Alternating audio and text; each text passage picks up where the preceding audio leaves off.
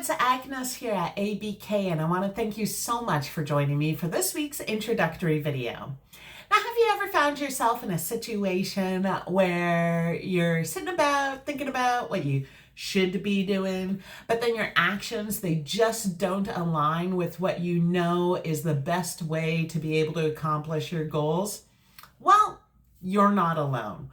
We all find ourselves in this gap in between knowing and doing. The good news is there are ways to be able to build a bridge between the two.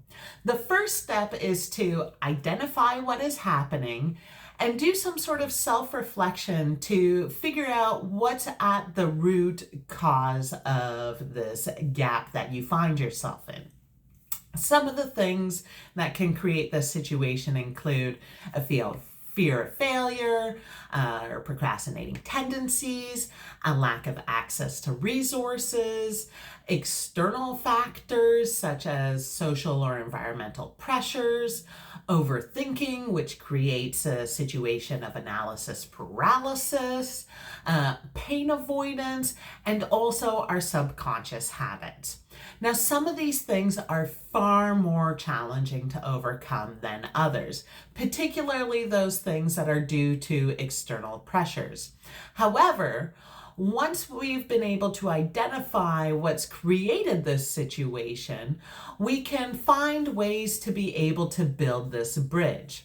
Some of the strategies that help with this include tracking your actions with positive reinforcements, surrounding yourself with doers so that you create a positive feedback loop for everybody that's involved. Reassessing what it is that you need to be able to accomplish your goals, and also reassessing your goals writ large to see if they're realistic to begin with in the first place.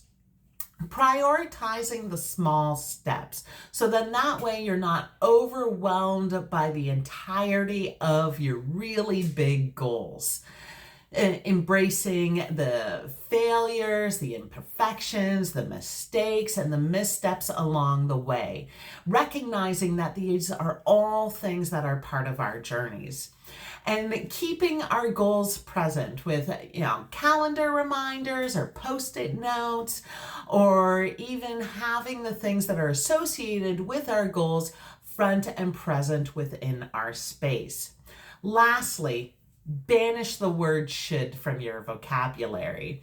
It is a word that is loaded with self-criticism and unrealistic expectations. By shifting the language away from should to things like I would prefer or I am already doing, then you're creating a space for greater self-compassion and in turn helping you build this bridge and shortening this gap between knowing and doing. And that is where true growth comes from. Now, if you're feeling a little motivated, I encourage you to go ahead and work together with me in one of my work together videos. For 15 or 25, or for the adventurous of you, 45 minutes, so that together we can take the little steps that we need to turn our big goals into a reality. Again, I want to thank you so very much for joining me. I appreciate that you're choosing to be here with me for this short amount of time, and I hope to see you again. Have a wonderful day. Bye now.